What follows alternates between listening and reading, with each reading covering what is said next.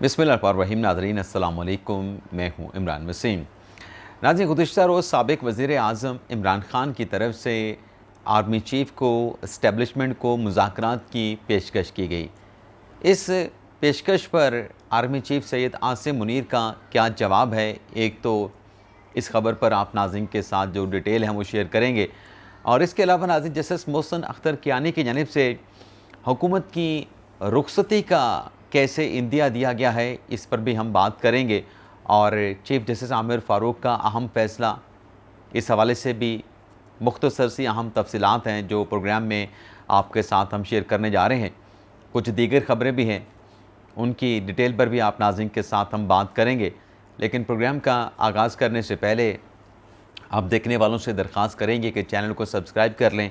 Bell icon का button press करें, और अगर आपको हमारी वीडियो पसंद आती है इसे लाइक भी करें और शेयर भी करें। सबसे पहले तो नाज़रीन, आज इस्लामाबाद हाई कोर्ट में और इस्लामाबाद हाई कोर्ट की सब ऑर्डिनेट जुडिशरी में कौन से अहम मुकदमात की समाअत होने जा रही है, सबसे पहले तो ये डिटेल आपके साथ हम शेयर करेंगे। नाज़रीन, बानी PTI इमरान ख़ान के ख़िलाफ़ इस्लामाबाद के पुलिस स्टेशन खन्ना पुल में जो मुकदमा दर्ज किया गया है, उसकी आज इस्लामाबाद की सेशन अदालत में समाअत होने जा रही है। तो इस केस को भी जो भी प्रोसीडिंग होगी नेक्स्ट व्लॉग में हम रिपोर्ट करेंगे कि क्या कार्रवाई हुई है, क्या फ़ैसला किया गया है। और पाकिस्तान तहरीक इंसाफ के रहनुमा रऊफ़ हसन सेक्रेटरी इत्तलात, जिन्हें गुज़िश्ता रोज़ जो है जुडिशल कर दिया गया था, और जज साहब ने उस हवाले से जुडिशल करने का जो फ़ैसला है वो भी जारी कर दिया है, जिसमें ये लिखा गया है कि रऊफ़ हसन ने शिकायत की है कि उन्हें दिल की तकलीफ़ है। यानी रऊफ़ हसन का जिस्मानी रिमांड इस वजह से नहीं दिया गया कि वो दिल की तकलीफ़ महसूस कर रहे थे, दिल में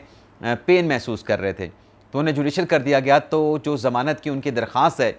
आज इस्लामाबाद की सब ऑर्डिनेट जुडिशरी में रऊफ़ हसन की दरख्वास्त ज़मानत पर भी समाअत होगी। तो इस पर भी देखते हैं आज क्या होता है। इसके अलावा नाज़रीन, इस्लामाबाद में जलसा करने की इजाज़त ना देने पे जो कंटेम्प्ट की एप्लीकेशन है इस्लामाबाद की इंतज़ामिया के ख़िलाफ़, उस पर आज इस्लामाबाद हाई कोर्ट के जस्टिस समन रिफ़त इम्तियाज़ साहबा समाअत करेंगी। और कल की समाअत में अदालत की जानिब से इस्लामाबाद इंतज़ामिया को सेक्रेटरी दाखिला को नोटिस किया गया था और आज तक का वक्त दिया गया था। तो देखते हैं इस केस में क्या होता है। इसके अलावा नाज़रीन, इस्लामाबाद के जो 3 हलके हैं जहाँ पर PTI के उम्मीदवारों की जानिब से इलेक्शन को चैलेंज किया गया है, नून लीग के उम्मीदवारों की कामयाबी के ख़िलाफ़ अपीलें ट्रिब्यूनल में दायर की गई थी। तो आज जस्टिस तारिक महमूद जंगरी साहब बतौर ट्रिब्यूनल उन अपीलों पर समाअत करेंगे, लेकिन अपीलों पर समाअत इस वजह से आगे नहीं बढ़ पाएगी चूँकि आमिर फ़ारूक साहब ने, chief justice Islamabad high court ने ट्रिब्यूनल को कार्रवाई आगे बढ़ाने के हवाले से ट्रिब्यूनल के ख़िलाफ़ जो है वो हुक्म इम्तना दे रखा है, स्टे ऑर्डर दे रखा है। लेकिन जिस केस में नाज़रीन आमिर फ़ारूक साहब ने स्टे ऑर्डर दिया है, उस केस का फ़ैसला भी चीफ जस्टिस आमिर फ़ारूक साहब महफूज कर चुके हैं। और जब उन्होंने फ़ैसला महफूज किया था तो उनकी तरफ से ये कहा गया था कि इसे ये ना कहा जाए कि फ़ैसला महफूज किया गया है, बल्कि इसको ये कहा जाए कि जो दरख्वास्त है इलेक्शन तरमीमी एक्ट या ट्रिब्यूनल की तरमीम के तब्दीली के ख़िलाफ़, उसे आप यूँ कहें कि समाअत मुकम्मल होने के बाद वेट फॉर ऑर्डर है। तो आज 1 से 2 दिन का आमिर फ़ारूक साहब ने कहा था कि मैं फ़ैसला सुना दूंगा, तो आज का दिन बड़ा अहम है। हो सकता है कि आज किसी वक्त फ़ैसला सुना दिया जाए, आज नहीं तो फिर कल तक इस केस का फ़ैसला सुना दिया जाएगा। और आज अगर फ़ैसला नहीं आता तो फिर ट्रिब्यूनल को अपनी जो कार्रवाई है इलेक्शन पिटीशन पे, उसे 1 तारीख के लिए आगे ले जाना पड़ेगा। तो ये नाज़रीन आमिर फ़ारूक साहब का अहम फ़ैसला, और आज उस फ़ैसले के हवाले से अहम दिन है, देखते हैं क्या होता है। इसके अलावा नाज़रीन, जो हुकूमत की जानिब से कल इलेक्शन एक्ट में तरमीम का जो बिल पेश किया गया, इस नाज़रीन बिल की जो डिटेल सामने आई हैं, उसमें नाज़रीन वही कुछ है जो हमने आपको बताया था कि एक तो आप एक दफ़ा जब एफिडेविट दे दें तो उसमें आप दोबारा से सियासी जमात से वाबस्तगी को चेंज नहीं कर सकते, और जिस सियासी जमात ने मखसूस नशिस्तों की फ़हरिस्त ना दे रखी हो उसे मखसूस नशिस्तें नहीं दी जा सकती। लेकिन इसमें नाज़रीन जो एक और चीज़ अहम है वो ये है कि सेक्शन 66 और सेक्शन 104 में ये तरमीम की गई है, तरमीम का बिल पेश किया गया। लेकिन इस बिल के नाज़रीन जो अगराज़ व मक़ासद हैं वो आपके लिए बड़ी दिलचस्पी के हामिल होंगे, तो वो मैं पढ़ना चाहूँगा। यानी इस अगराज़ व मक़ासद से साफ लगता है, साफ नज़र आता है कि जो सुप्रीम कोर्ट का फ़ैसला है, उस फैसले की रोशनी में ये तरमीम की गई है। अगराज़ व मकासद में नाज़रीन ये क्या कहा गया है कि इस्लामी जमहूरिया पाकिस्तान के दस्तूर के आर्टिकल 51 जो मखसूस नशिस्तों के हवाले से है और आर्टिकल 106 में अली तरतीब कौमी और सूबाई असम्बलियों के लिए नशिस्तें मुख्तस करने के साथ साथ इसके लिए इंतखाब का तरीक़ाकार भी शामिल किया गया, यानी मखसूस नशिस्तें कैसे दी जाएंगी उसका तरीक़ाकार भी आइन और कानून में वज़ह किया गया है। और इसमें यह भी शामिल किया गया है कि कामयाब आज़ाद उम्मीदवार या उम्मीदवारान सरकारी जरीदे में कामयाब उम्मीदवारों के नामों के इशात के 3 दिन के अंदर, यानी जब वो कामयाबी हासिल करेंगे तो कामयाबी हासिल करने का जब उनका नोटिफिकेशन जारी होगा तो फिर 3 दिन के अंदर किसी सियासी जमात में शमूलियत अख्तियार कर सकते हैं। इंतखाब इलेक्शन एक्ट 2017 और इसके तहत बनाए गए कवायद भी कामयाब आज़ाद उम्मीदवार या उम्मीदवारान की अपनी रजामंदी से किसी सियासी जमात में बाज़ाब्ता तौर पर शामिल होने के हक़ की सराहत करते हैं, यानी इस हक़ को तस्लीम करते हैं कि 3 दिन के अंदर वो किसी सियासी जमात में शमूलियत का इंतखाब करेंगे। आगे कहा गया है ना तो दस्तूर और ना ही इंतखाबात के एक्ट 2017 में किसी कामयाब आज़ाद उम्मीदवार या उम्मीदवारान को बाद के मरले में किसी सियासी जमात में शामिल होने की ज़रूरत फराहम नहीं की गई। यानी एक मरतबा अगर आप किसी सियासी जमात में चले गए हैं तो फिर उस सियासी जमात में जाने के बाद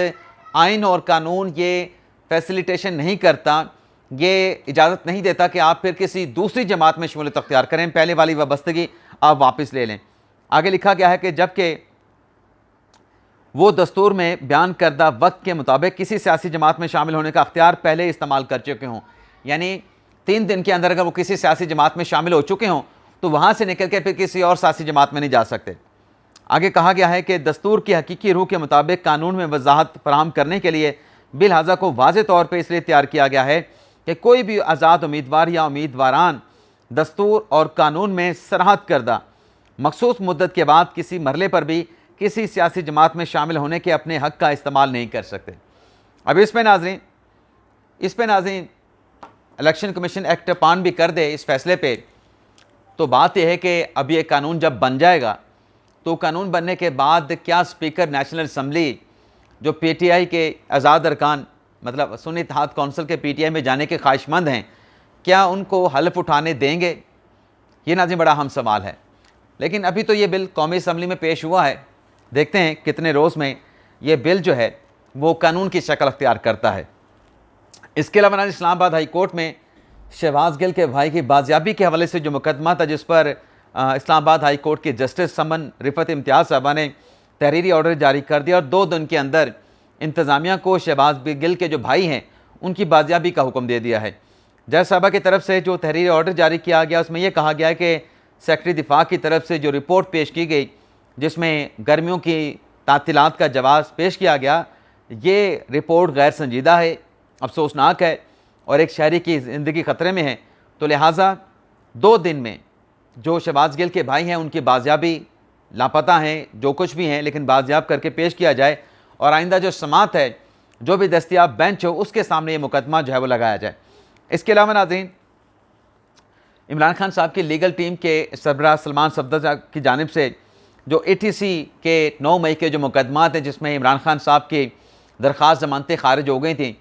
और फिर उन दरख्वास्तें खारिज होने के बाद इस्लामाबाद हाई कोर्ट से रिजू किया गया, लाहौर हाई कोर्ट से रिजू किया गया। लाहौर हाई कोर्ट ने जिस्मानी रिमांड को तो ख़त्म कर दिया लेकिन इमरान खान साहब को ज़मानत नहीं दी क्योंकि केस प्री अरेस्ट से पोस्ट अरेस्ट का हो चुका था। तो अब इमरान खान साहब की लीगल टीम के जो अहम रुकन हैं सलमान सफदर साहब, उनकी तरफ से 9 मई के 12 मुकदमात में इमरान खान साहब की जो दरख्वास्त ज़मानत है वो ATC कोर्ट में दायर कर दी गई है, यानी जज खालिद अरशद साहब की अदालत में दायर कर दी गई है। और आपको याद होगा कि आज़म सवाती की जानिब से चंद रोज़ पहले एक पिटीशन इस्लामाबाद हाई कोर्ट में लाहौर हाई कोर्ट में दायर की गई जिसमें जस्टिस खालिद अरशद साहब को जज खालिद अरशद साहब को तब्दील करने का कहा गया कि मुतासब हैं तो इनको चेंज किया जाए, लेकिन chief justice Lahore high court Aliya Neelam साहब ने वो दरख्वास्त रद्द कर दी थी। तो अब ये जो ज़मानत की दरख्वास्त है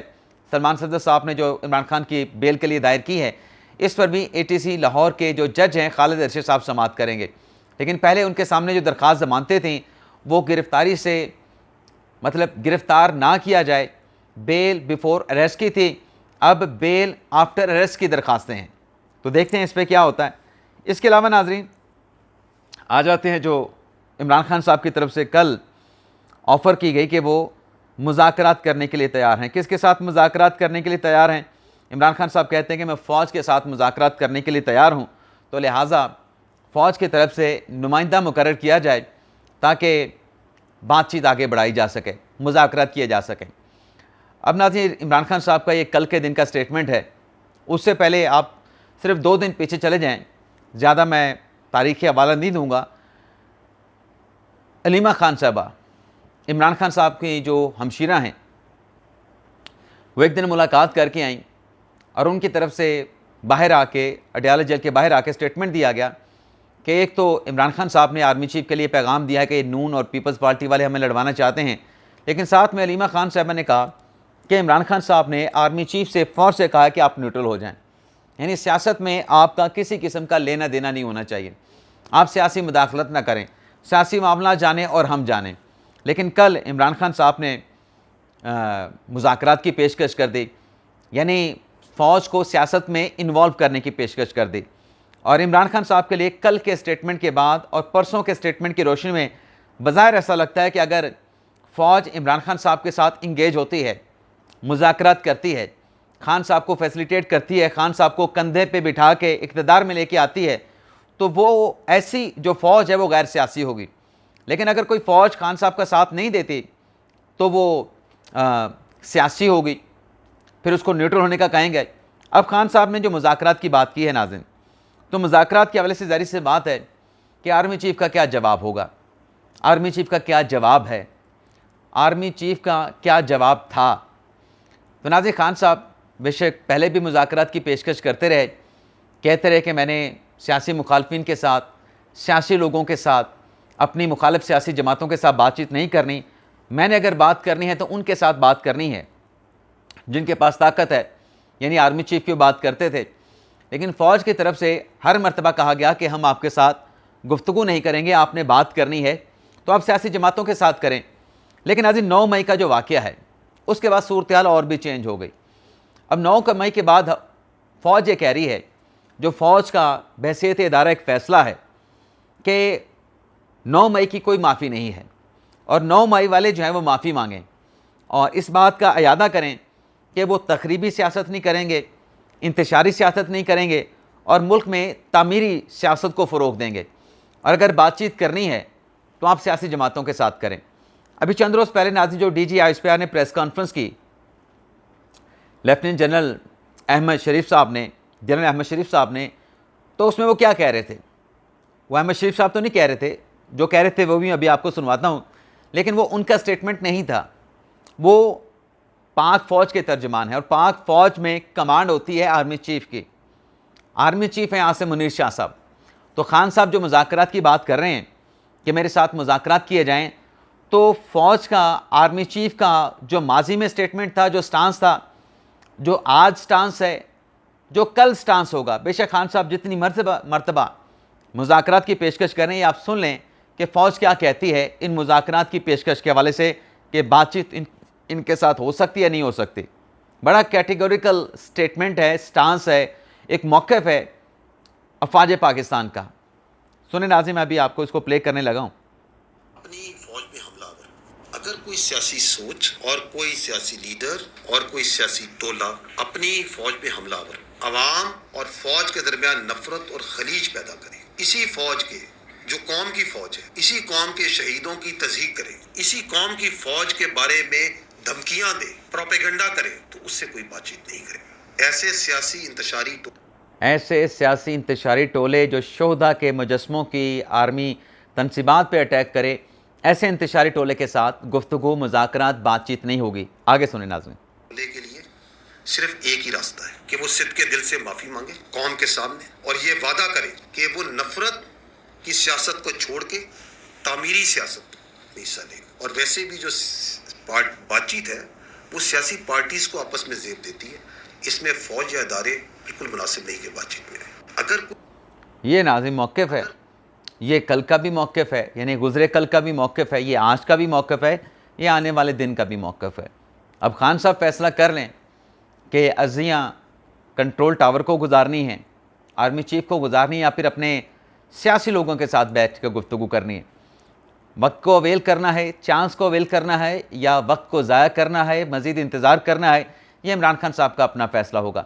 इसके अलावा नाज़रीन, पेशावर हाई कोर्ट में तंबाकू पर टैक्स के हवाले से केस में पेशावर हाई कोर्ट ने हुक्म इम्तना दे दिया है और सूबाई हुकूमत को तंबाकू पर 1 किलो पर 50 रुपये फ़ी किलोग्राम टैक्स की एक्साइज टैक्स की वसूली से रोक दिया है और नोटिस जारी करते हुए मुतलका फ़रीक़ैन से जवाब तलब कर लिया है। अब नाज़रीन बात कर लेते हैं जस्टिस मोहसिन अख्तर कियानी साहब ने जो इशारा या इंदिया दिया है हुकूमत की बरतरफी का। गुज़िश्ता रोज़ नाज़रीन इस्लामाबाद हाई कोर्ट में जो लापता अफराद केस की समाअत हुई, 16 मुकदमात थे जो कि इस्लामाबाद हाई कोर्ट के 3 रुकनी लार्जर बेंच के सामने लगे हुए थे, जिसको हेड कर रहे थे जस्टिस मोहसिन अख्तर कियानी साहब, जस्टिस जंगीरी साहब थे, जस्टिस अरबाब मोहम्मद तारिफ साहब थे। और इस केस को सुनने के बाद एक इंडिविजुअल केस को सुनने के बाद बेंच की तरफ से अहकामात भी दिए गए। इस केस में नाज़रीन अपनी ईमान मज़ारी साहबा पेश हुई। उनकी तरफ से कहा गया कि अटारनी जनरल ने अदालत को अंडरटेकिंग दी थी इस्लामाबाद हाई कोर्ट को कि कोई शख्स अब लापता नहीं होगा, तो उनकी अंडरटेकिंग पूरी नहीं हुई, जिस पे जस्टिस जंगीरी साहब ने कहा कि अगर अटारनी जनरल साहब ने अंडरटेकिंग दी थी तो उसके क्या असरात होंगे, जिस पे जस्टिस मोहसिन अख्तर कियानी साहब ने कहा कि क्या अटारनी जनरल साहब को अंडरटेकिंग मतलब पूरी ना होने पे काम जारी रखना चाहिए। और फिर अदालत की तरफ से जो 3 रुकनी अपना 3 खुफिया एजेंसियों के नुमाइंदों पर मुश्तमिल जो कमेटी है उनसे रिपोर्ट तलब कर ली, लेकिन अदालत की तरफ से दौरान समाअत कहा गया कि मालूम है कि किस केस को हमने नेशनल सिक्योरिटी का करार देना है। और जस्टिस कियानी साहब ने यह भी कहा कि एजेंसियों को मतलब एजेंसियां जो हैं उनकी इज़्ज़त हमें प्यारी है, लेकिन इन्हें भी अपनी इज़्ज़त का ख्याल रखें। कोई अगर इन लोगों को लापता कर रहा है तो उनके खिलाफ़ कार्रवाई होनी चाहिए। पुलिस और जो एजेंसियां और पुलिस साथ मिल के लोगों को जो लापता करने वाले हैं उनके खिलाफ़ कार्रवाई करें, उनको गिरफ़्तार करें और गिरफ़्तार करके बताएं उन लोगों को कि वो कौन है जो हमारे इदारों को बदनाम कर रहा है। और फिर जस्टिस कियानी साहब ने यह भी कहा, मोहसिन अख्तर कियानी साहब ने, कि ये जो लापता अफराद के जितने भी मुकदमात हैं ये हुकूमत को और हुकूमत के साथ साथ जो लापता अफराद का कमीशन है इसको डिसमिस करने के लिए काफ़ी हैं। अब हुकूमत को डिसमिस करना घर चलता करना है, हुकूमत को के बाद कमीशन को डिसमिस करना, लापता अफराद के कमीशन को डिसमिस करना, उसको भी घर भेजना है। और साथ में जस्टिस मोहसिन अख्तर कियानी साहब ने यह भी कहा कि क्यों ना वज़ीर आज़म को बुला के कहें कि ये जो लापता अफराद हैं इनके घर वालों को 2 लाख रुपये माहाना दिया जाए। लेकिन बहरहाल अदालत ने किया ये है कि गर्मियों की तातीलात के बाद तक इस केस की समाअत को मुलतवी कर दिया है और तीनों खुफिया एजेंसियों के नुमाइंदों पर मुश्तमिल जो कमेटी है उनसे लापता अफराद के मामले पर जो है वो रिपोर्ट तलब कर ली है। इजाज़त चाहते हैं नाज़रीन, अल्लाह हाफिज़।